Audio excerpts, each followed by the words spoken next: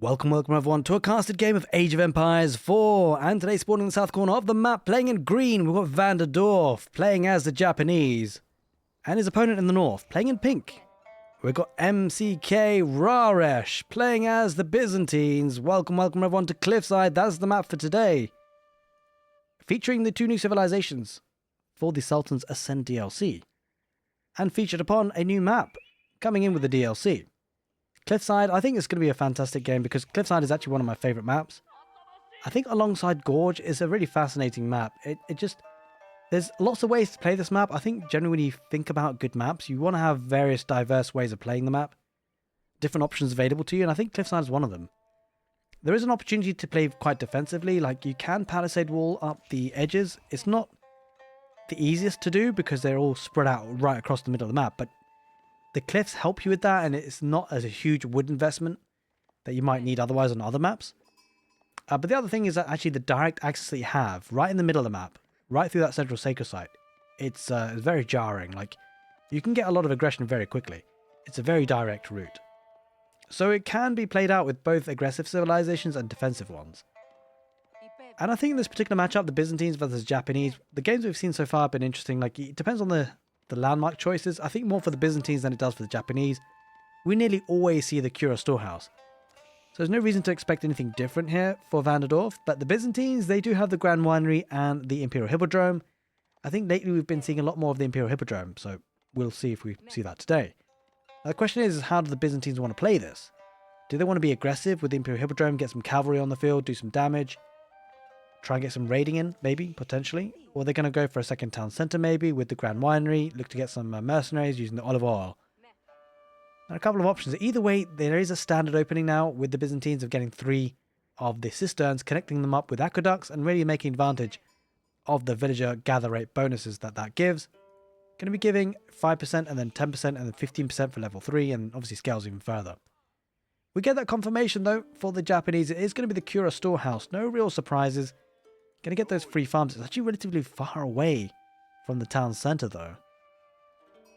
I mean, I don't know how I feel about that. I'm not so sure why it's not closer. I'm sure he has a good reason. I'm sure he's going to get 2 sets of farms, but I mean, I guess it might be beneficial later in the game, but in the early game, if he is harassed, then it could be a problem. The question is whether he will be harassed or not. The Byzantines do seem to try and play for that sort of mid to late game. But I have seen them play aggressively as well. Oh, that's a lot of long distance mining there, I'm afraid. That was a bit rough there for Raresh. But he's going to connect that 3rd cistern before he takes up to the next stage. So definitely a 3rd Dark Age cistern to get that eco rocking and rolling. Now, speaking of rocking and rolling, we have been rocking and rolling in terms of content on the channel. Hope you guys have been enjoying it. Really appreciate the support, whether it be on YouTube or Twitch. I am streaming live a lot more on Twitch these days, so it's worth checking out if you haven't already.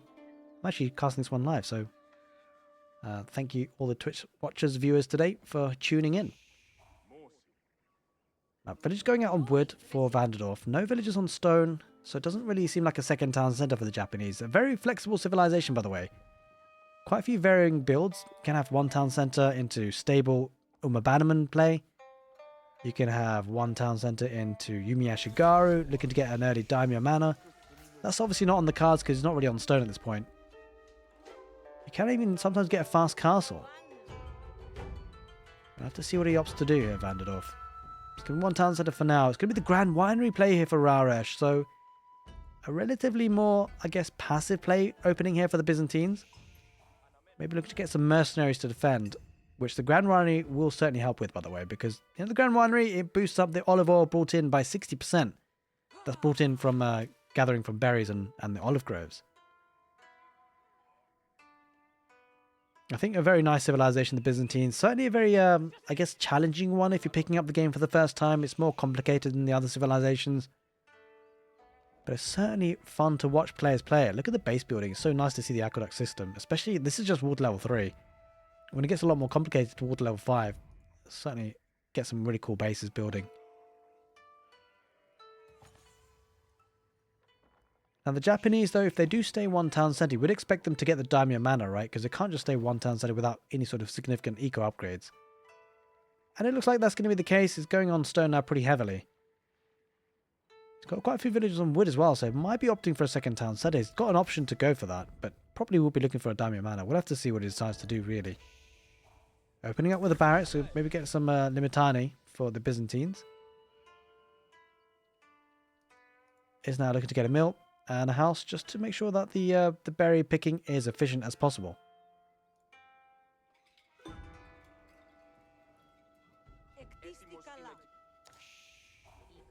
Alright, the free farms are coming out for the Japanese, and I think we should probably comment on that because I do love the fact they get free farms. It makes the transition into military very quick and easy. Of course, because you don't necessarily, you don't have to spend any wood on those farms, and it's free food economy, right? And you're also very protected. You don't have to venture out into the external parts of the map to get the deer camp. You don't have to go for the boar, really, if you don't want to. Certainly can always do that. But Raresh is going to break through and keep that open. Looks like Vanadorf was looking to be a bit more defensive and maybe turtle up and boom a little bit. Unfortunately, Raresh has other ideas. The villager does have to back away. And it does almost feel like a second town centre play here for Vanadorf, right? Because he's collecting quite a bit of wood. You're probably expecting to get a couple more production buildings if he wasn't getting a second town centre. Villagers do drop off the stone rather, at the right amount. Where does he go for it? Maybe to protect the gold and this wood line, possibly, for the second town centre. Might go on the deer camp, though, as well. That's quite possible. He does go for that. Weirdly enough, we just heard the music just turn off there for the Japanese. I have to say the music's actually generally quite amazing for the Japanese civilization. I really enjoy it. Especially when it comes into some of the battles. On Bagesha, going to be running in and try and snipe bit of damage off the Limitani. Limitani do back off though. The Honor Geisha, I feel like a really strong raiding unit when they're in a good mass. They're very fast on their feet, and look at that. Villagers come out very quickly, deploys on the Akratoid defense, giving them some weapons with increased damage output and also some armor. Actually, it's quite a significant increase, by the way. It goes from 6 damage to 10. And obviously giving a bit of armor to tank a little bit is very, very useful. Oh, Honor Geisha. Take a couple of hits on the Limitani. Limitani does back off. Does get the palisade walls up in the middle in the end. And nicely enough, he gets the relic available to take. Alright, there's a question in chat. What's my favourite? Is it Jushi's Legacy or Japanese? For me personally, definitely the Japanese. I mean, get free farms and lots of really nice, unique units. And this is one of them, the Honor Geisha. The fact that they have the one tower range is actually incredibly strong. Especially if you have a large melee attack. Like a melee fight, rather. They really have another dynamic to this fight, a new mechanic, really, in the fact that they kind of have a double surface area to fight with. Whereas your opponent will have to have units actually track around and try and get a clean surface area to attack from. The Honor Geisha, on the other hand, just fight over the shoulders of the comrades. And it means they dish out a lot of damage very quickly. Speaking of which, they have a very fast attack speed too. Got really nice units, the Samurai, the Azutsu, lots of things going for this new civilization. I think certainly one of my more favourite civilizations. Jushi Legacy is pretty fun too. I have to say that all the civilizations I do enjoy quite a lot. I think all of them have got really nice things going for them, I've got to say. I feel like the team, the devs, have done such a great job with the DLC. But if I was pushed to make a decision, I'd say my most favourite one's got to be the Japanese. There is that second town centre up and running now, so Vanadorf really starting to build up the village count. And looks like it's just still with a one town centre play here by the Byzantines. Interesting choice, that. Looking for a bit of a faster castle. Needs a bit more gold, though. And seeing as I got the question, though, do let me know what your favourite civilization is in Age of Empires 4 right now. Both of you watching on YouTube, just drop a comment. Let me know what you enjoy watching and playing as well. And same, of course, goes for Twitch chat. Let me know, let me know. Well, looks like Vanadorf is itching towards the Castle Age himself as well. Won't be too far away. Especially if he deposits another batch of gold. This is where things become interesting in terms of landmark choice, right? Could be the Golden Horn Tower. Could be... it is the Golden Horn Tower, indeed. So they're going to be getting a couple of free mercenary units every so often with this landmark. Floating gate landmark for the Japanese. No real surprises there. Very common landmark. It's going to give them access to the Yorishiro. Going to be able to deposit those Yorishiro in different buildings. Could be the forge. Practically a relic, by the way. So the Yorishiro, if it's deposited in the forge, gives you 75 gold per minute. 25 gold every 20 seconds. It's a really nice boost to that economy. Ah, thank you, Huncho. Appreciate it. Oh, going to be breaking through the palisades, and I mean, it's a bit of a nice force here, the Byzantines. Obviously staying one town centre, fast castle. Well, not really fast castle, but you know, a fast-ish castle. Vanderdorf has to be careful, right? It's going to get to the next stage, but it's a bit exposed in terms of lack of military. It's going to get the Iron Undermesh upgrade, but it's going to need units. The good thing for the Japanese, though, they always have this timing. It's always around the 11-12 minute mark that they, no matter what strategy they go for, castle age, 2 town centers, it's a situation where 12-13 minutes in, they often are able to produce a lot of units. And it feels like that's the case now, right? Because it's got good farming transition, which was absolutely free. Getting an outpost, though, because of the positioning of the Kura storehouse, is having to commit to that outpost. Especially considering the aggression coming in. He just wants that relic, I guess. We shall see how much more he commits to that. Does have a cataphract on the field, a very strong unit. 360 HP, 27 sword melee damage. The only thing that's not going in its favour, it does also have trampled damage, by the way, in terms of an ability. But the only thing that's not really working for it is the movement speed, right? So most cavalry, a lot of cavalry move at 1.62, I think it is. This moves at 1.5. So it does mean that if you take a bad engagement, it's very hard to retreat against cavalry, as the Byzantines with the cataphract. So you've got to make sure that if you're going to take a fight, you better win it. And I do love that mechanic. A lot of civilizations play out like that. Like the English, if you get caught out, things get snowballing quite quickly. Same in the sense of using the cataphracts, but it looks like it's just going to use it to raid at this point. It looks like the Shinto priest looking to pick up a relic on the east side. Well, not the Shinto priest, rather a monk for the Byzantines. That's kind of sneaky, because that's probably something that Vanderdorf should have got. Raresh heading back now. But he's going to be able to pick up this relic here, Vanderdorf. Both players do have one relic apiece so far.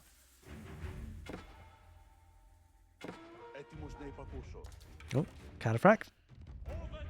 And now this is one of the other unique units that the Japanese have. Does die quite quickly, but it's the Onnamusha. Can be microed very nicely. It's basically a crossbow on horseback. There are the Yorishira. Hasn't put them in. It went for the relics first instead. That's understandable, but we can see the Onabagation. Look at them. He's just fighting over the shoulders of the samurai. The samurai dishing all sorts of damage. Oh, the cataphract backed off and kind of going the wrong way, but it's so tanky. So many hits coming out, but the cataphract absolutely fine with that. Both players yet to deposit their relic, as I just say that the Byzantines do it just then. Was up on the east side, looking to really protect that economy. He's a bit kind of concerned about cataphracts and cavalry. Understandably so, because the Japanese do play a very heavy infantry-based army usually. It does mean that movement capabilities is kind of limited. You've got to be careful. Kind of like the English in many ways, you've got to make sure that if you do push out, you push out coordinated, and make sure you're protected at home, so you don't get raided to death.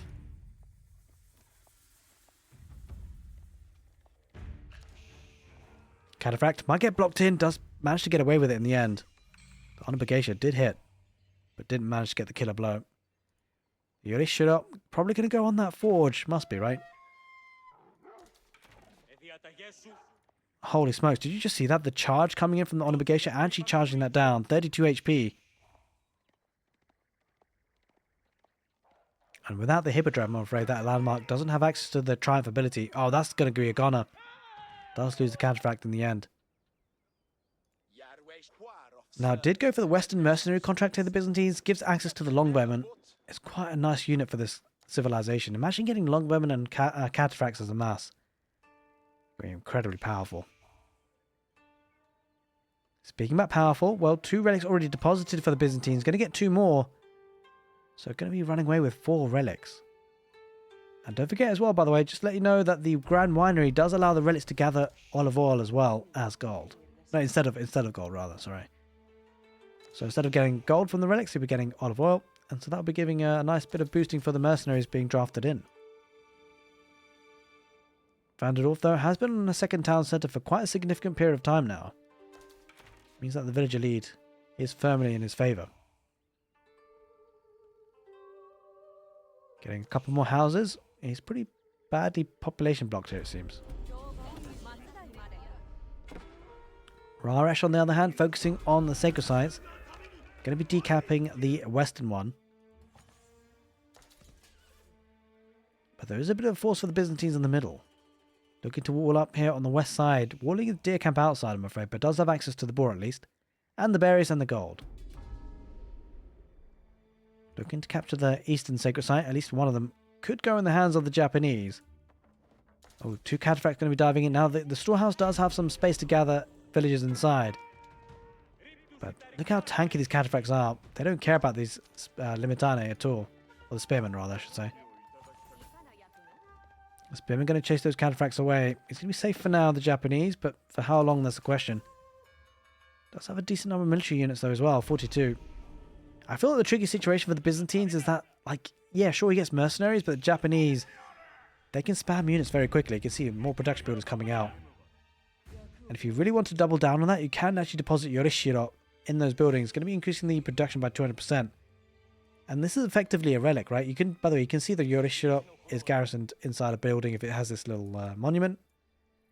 So it's got 2 already. So that's 150 gold coming in passively. Almost the equivalent of 2 relics.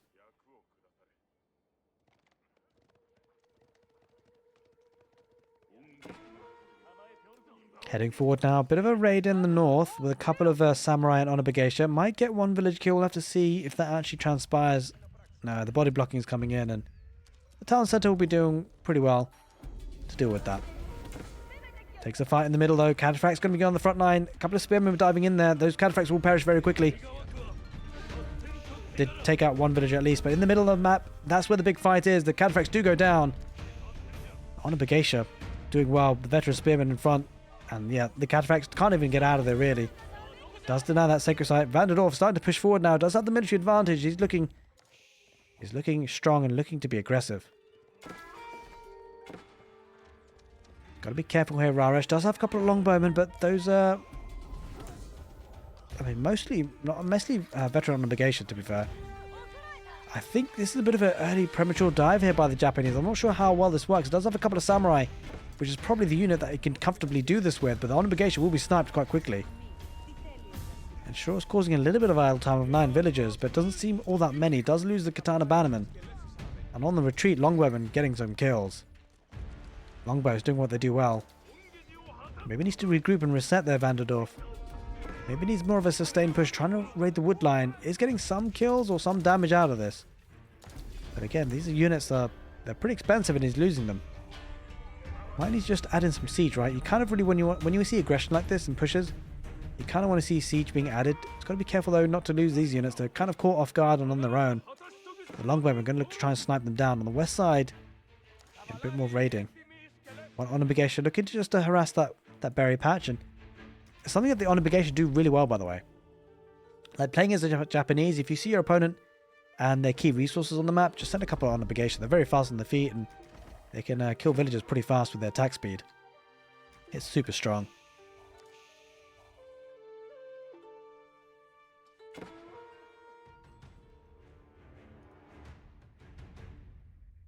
In the south, something got notified, but not sure what exactly.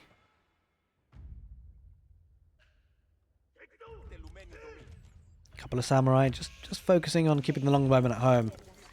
I do like this play though by Vanderdorf, so whilst I did say like trickling in units is not necessarily a good thing, but if it's keeping the army back at home for your opponent, then it can be a good thing, because that's a really good trade. Because what it means is that the army for Raresh is not pressurizing the Japanese eco. And obviously Vanderdorf knows that he's got 2 town centers versus 1. So that gives him a bit more of security and a bit of comfort knowing that. That really his opportunity to win the game, a win condition is to stall the game out as much as possible, to be ahead of an economy, and then have a good timing of pushing the Imperial Age. It's going to lose the sacred site on the west side though.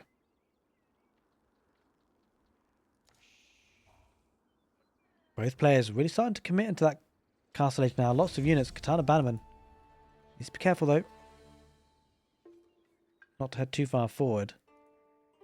Mostly longbowmen and mostly a couple of lance connector added in there. I love that addition though, to be fair, because if they get close and personal, they can dish out a lot of damage even against samurai. Trying to wall up. Well, Vanderdorf got his walls up first, and so Raresh won't be able to get his up, especially with the army there. I say that as the villagers do now head out to get the walls up. Vanderdorf just kind of outraged by those longbowmen. Scout's going to be increasing the torch damage of nearby units. I wonder how much that will actually come into this. And it could be pretty good at getting through palisades quickly. Now we see the Varangian guards. Going to be sniping a couple of the samurais, especially with the longbowmen behind them. Oh, one or two on a Begatia. Should snipe a villager or two at this point. Oh, but it doesn't go for the weak one. He started attacking the weak one and then switched. Must have attack moved, right? Couple of cataphracts just going through the middle, looking to get some rating value, and they can tank initial engagements like that. Try and get some rating value. Does kill at least one villager, maybe gets a second. I think just about gets away with it. Down in the south, cataphracts continue to move out, and Vanderdorf. Wait, what are these villagers off to? They have some lofty ambitions. Just small groups of units left and right, just causing them idle time. Might be able to get a villager. Oh, didn't attack move there.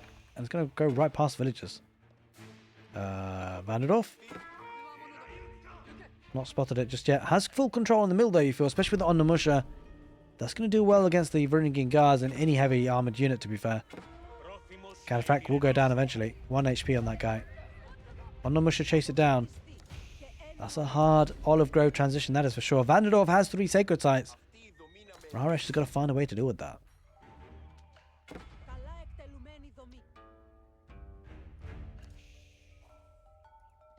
Starting to build up a large number of units in the middle. Longbowmen do pick off the unit, but he does get a couple of villagers there. Look, there's definitely one. That might be a military unit. In any case, he's done damage, that's for sure. Now he's going to try and do more damage on the front line. And he's going to try and torch down that house, which does give an extended vision, by the way, with the border settlements. Although, with it being on fire, might go down pretty soon. Vanderdorf going right into the heart of the Byzantine economy. You know, try and take out a lot of the Landsconnector if you can. But got to be careful, though, because Landsconnector can do a lot of area effect damage. And he's going to try and take down the aqueduct system, maybe. Maybe take out villagers that are popping out. Oh, villagers popped out at the wrong time. He has used Akrator. You can see the cooldown. A couple of cataphracts do pop out. Lots of longbowmen. Going to be pushing this away quite nicely. Bannerman goes down. Vanderdorf recognizes that he can't really win that fight just yet, so he backs off with the Onnamusha, using the mobility. But again, he's still causing some idle time. 110 villagers to 80. Does have the sacred site timer activated. I would love to see some stone walls, maybe a keep here actually. And this left side sacred site. This is probably the most vulnerable keep sacred site of them all. Right side is a bit more safer considering how the distance is, but the middle one is probably a contextual part as well. That's going to have to be defended pretty well if he's going to be looking for a sacred site victory. Again, a couple of these infantry just causing idle time more than anything. But it's certainly helpful because what is happening now is with the Shogunate Castle, these farms are 75% more efficient in harvest rate. And he is going up with the Tanegashima gunsmith. As the landmark for the Imperial Age, that's going to give him access to free siege units, possibly the Ozutsu. We'll be getting the tickets quite nicely to get those units.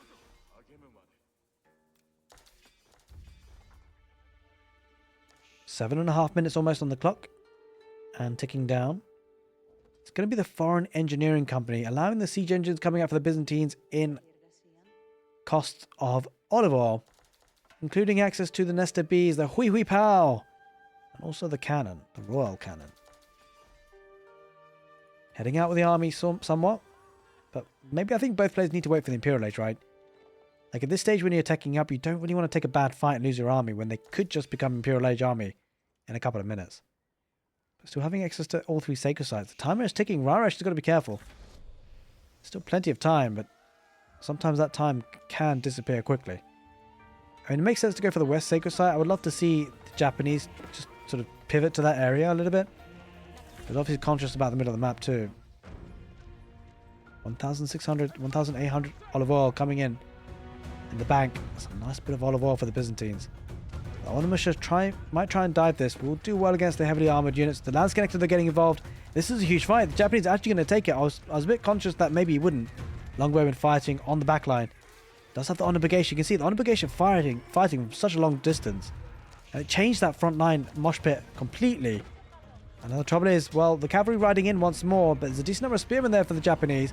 If the horsemen get cleared out for the Byzantines, that's going to leave no meat shield for those longbowmen. The longbowmen recognize their situation, their predicament, and they do back off. Great fight there for the Japanese. He's pushing onwards and upwards and onwards. Landscapes are heading in, getting lots of damage though. He needs to peel those units away and let the Onimusha deal the rest of the damage on the Lance Connector. And he's heading right into the heart of the base. Now with this fight, the Byzantines are going to struggle to decap a sacred site because he's focusing on the fight at hand. Samurai diving in quite deep. Almost 5.5 minutes on the sacred site timer. Take a look at this, peeling off a couple of samurai with the katana bannermen. Forcing the Varangian guards to chase. Going to be going in towards the area of the keep though, which is not ideal. But you can see the constant raiding has forced that defensive keep for Raresh. Could have been better placed in the middle of the map somewhere. But he felt like he had no choice. Didn't want to keep getting raided. And wouldn't blame him. Don't blame him at all.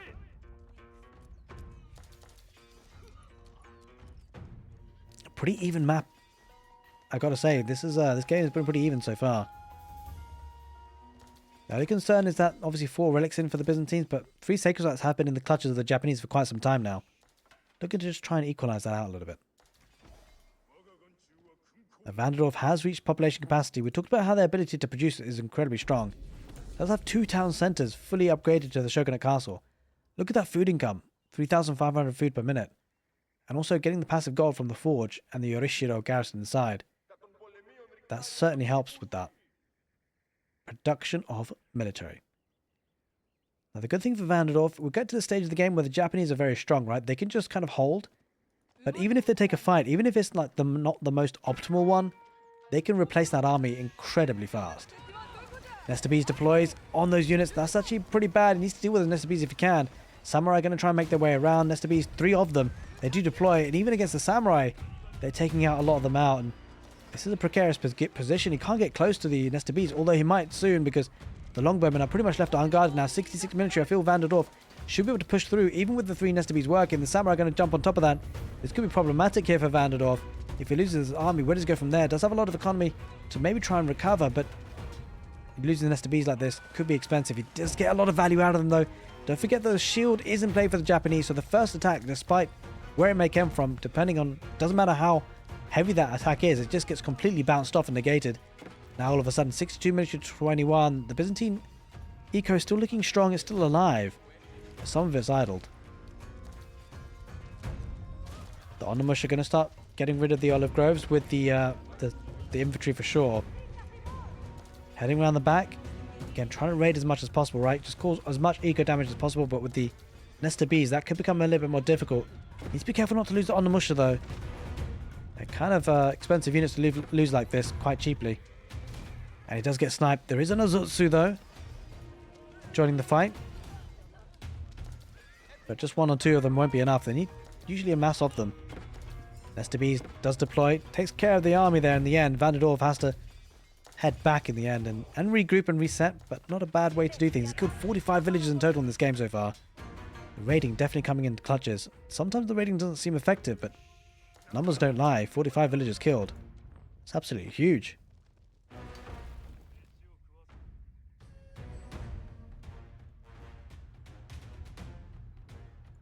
Heading westwards now, the Japanese, maybe a bit conscious of the fact that the sacred site on the west side has been decapped and maybe expecting a bit of a push coming in. Does have a castle defensively on that gold vein and that stone vein. Will certainly help protect the key resources on the map. And that is a concern for the Byzantines, right? Because kind of you expect one side to belong to the Byzantines, one side to belong to the Japanese. Japanese have this under their control. Looking to also get stone walls. The stone walls will definitely get control. So the fact that he's mining this gold and stone is actually a bit of an issue for Raresh. And now this could be... Oh, this is bad. There's no army here. Raresh hasn't reacted. Now you can have the house and the vision as much as you want, but he's not reacting quick enough. And that's going to be an absolute slaughter. Villagers trying to escape, but trouble is there is a couple of Honor Brigatia, by the way, so the Honor Brigatia should be able to keep up a little bit. That's an absolute massacre. He loses even more villagers, down to 116. Yikes, that's rough. He lost a lot, and he might lose more. It does give the opportunity, though, for Raresh to maybe push in the middle. Well, Vanderdorf wants to push forward with the heavily armoured units, mostly samurai, longbowmen fighting in the background. Now, he does get to the Imperial Age, and obviously he's got the incendiary arrows, which is kind of kind of devastating. 140 villages here for the Japanese, very much boomed up. And a great bank of resources. Byzantine bank of resources, not so shabby itself though. Does have the 3 sacred sites once again. Take down as much of these horsemen as he possibly can. They are elite horsemen. Samurai are certainly leading the charge, and it feels like there's not enough anti-armor units here for the Byzantines. They might start to get overrun. Like, it just feels like the numbers here looking good for the Byzantines, but when you factor in the army composition, it's not all that great. I'm going to focus on the middle of the fight. There's a lot of action going inside the pink base as well, but this is where the main fight is, you feel. And the horseman numbers are starting to dwindle. The samurai holding firm, even against the longbows. They are starting to get overrun though now, especially with the Nestabes involved. He might be overrun in the middle, but this is where the situation is a bit difficult here for the Byzantines. He had a good fight in the middle, but take a look at this. He's going to lose even more villagers. He's killed 78 so far and increasing. And this is going to be hard to deal with. This is a massive raid coming in quite quickly for the Japanese. Now, sure, Raresh has got some control in the middle, and he might actually take out a couple of production buildings, particularly look at the rocket damage coming out from that castle. I mean, yeah, these horsemen aren't going to be sustainably doing damage. You're not going to get critical damage, but I'll tell you what is critical damage, the number of villagers going out on the olive groves. That's going to be hard to reproduce. With just one town center, he's going to need to add in more. In fact, he has got a second town center in the end. That's going to be needed. Villagers coming out to fight, but even with the Akratoi ability, it hasn't been deployed. I think this might be on cooldown. He's lost so many villagers. He's lost 110 so far. Down to 81 villagers, and what that does, it puts the Byzantines on a timer, right? He has to be aggressive, has to kill Raresh, has to kill Vanderdorf, rather, in the next few minutes. If he doesn't, it's just going to be out-ecoed, overrun with military. Vanderdorf still at 200 population, right? Raresh down to 135. The raiding still continues. 46 villagers idle. That's more than half the economy. It's not just about killing villagers, but keeping them idle as well. Great raiding there for the Japanese. Japanese infantry looking good with the Ozutsu on the back line. The samurai tanking in the front. The bannermen adding into the fight as well. Increasing that damage by a good 15%. Spearmen heading across as well to take care of any horsemen that might be there. You can see a mad dash for stone there for Raresh. Let's get a keep if he can, but oh, look at this. Man at Arms might dive on top of the Nestabes.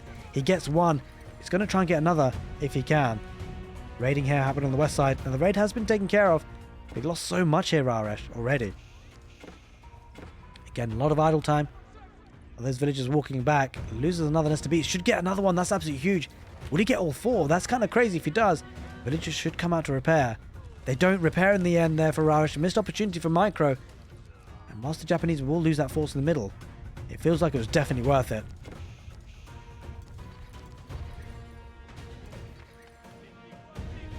Now the outpost might be torched down, but he did take out a couple of horsemen on the way. And the spearmen will take care of that for sure. Does have the sacred site on the west side still activated. Wait, what are these villagers up to? Going to look to Stonewall. That's absolutely huge actually, because if you get the Stonewalls up on the west side, it will become very difficult to deactivate that sacred site on the west, and that just leaves the middle one. And obviously he's fighting in the middle, and so he should be able to defend that sacred site pretty well. 62 military versus 25. Definitely got the villager lead here, Vanderdorf. And factoring that food economy, look at that. Almost 4,000 food per minute. 2,000 gold per minute. The Byzantines have nowhere near that income. And it's because of the Shogunate Castle buffering on the farm, 75%, but also, don't forget about the forge. Like, he's getting more forges, right? Because he's going to deposit the Yorishiro inside. He gets 75 gold per Yorishiro per minute on the forge. Almost akin to a relic. And it's looking strong. Nestabes does deploy. Takes out a lot of damage and HP on those units, but they might charge through. He isn't able to get the defensive keep. The units are sitting on top of it. He might notice that, Vanderdorf. He does snipe out the Nestabes in the end. Hand cannoneers adding into the fight. This is looking rough here for the Byzantines.